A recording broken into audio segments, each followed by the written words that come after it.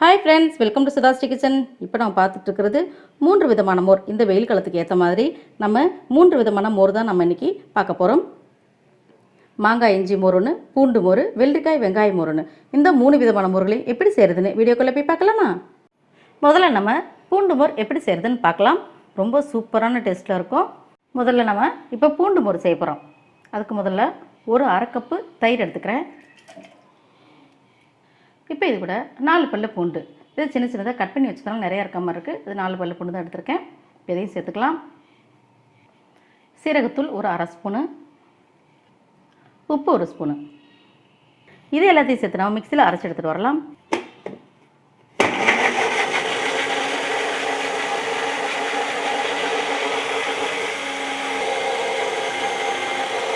நல்லா நைஸாக அரைச்சிடுச்சு, எடுத்துருவோம்.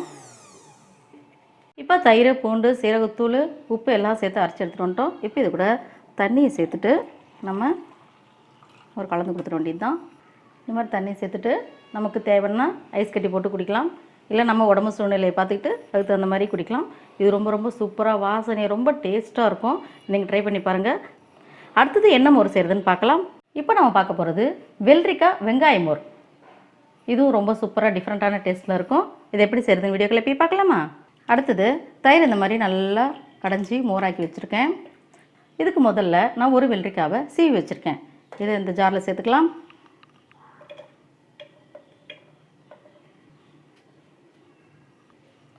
அடுத்தது ஒரு 4 சின்ன வெங்காயம், அதையும் இந்த மிக்ஸி ஜாரில் சேர்த்துக்கலாம். தேவையான அளவுக்கு உப்பு, இது எல்லாத்தையும் சேர்த்து நைஸாக அரைச்சி எடுத்துகிட்டு வந்துடுவோம். இப்போ வெங்காயம், வெள்ளரிக்காய், உப்பு போட்டு நைஸாக நம்ம அரைச்சி எடுத்துகிட்டு வந்துட்டோம்.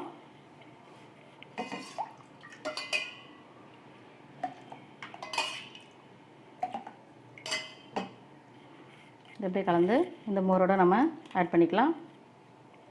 இப்போ காரத்துக்கு இது கூட நான் கொஞ்சமாக ஒரு அரை ஸ்பூன் மிளகுத்தூள் சேர்த்துக்கிறேன். இப்போ கலந்துட்டு நம்ம குடிக்க வேண்டியது தான். நம்மளோட வெங்காய வெள்ளரிக்காய் மோர் ரெடி. அடுத்தது என்ன மோர் செய்கிறதுன்னு பார்க்கலாம். அடுத்தது நம்ம கடைசியாக பார்க்குறது மாங்காய் இஞ்சி மோர். இந்த சீசனில் மாங்காய் கிடைக்கும்போது இப்படி செஞ்சு சாப்பிட்டா ரொம்ப சூப்பராக இருக்கும் டேஸ்ட்டு. இது எப்படி செய்கிறதுன்னு வீடியோக்குள்ளே போய் பார்க்கலாமா? இப்போது நல்லா மோர் நல்லா கடைஞ்சி வச்சுருக்கேன். ஒரு கிணத்துல மாங்காய் வந்து துருவி வச்சுருக்கேன்.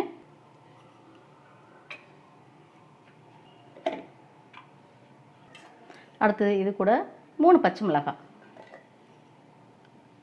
1 இன்ச்சு இஞ்சி, கொஞ்சமாக பெருங்காயத்தூள், தேவையான அளவுக்கு உப்பு. இப்போ இதை நைஸாக அரைச்சி எடுத்துகிட்டு வரலாம். இப்போ மாங்காய், பச்சை மிளகாய், இஞ்சி, உப்பு எல்லாம் சேர்த்து அரைச்சிட்டோம். இப்போ இந்த மோரோட இதை கலந்துக்கலாம்.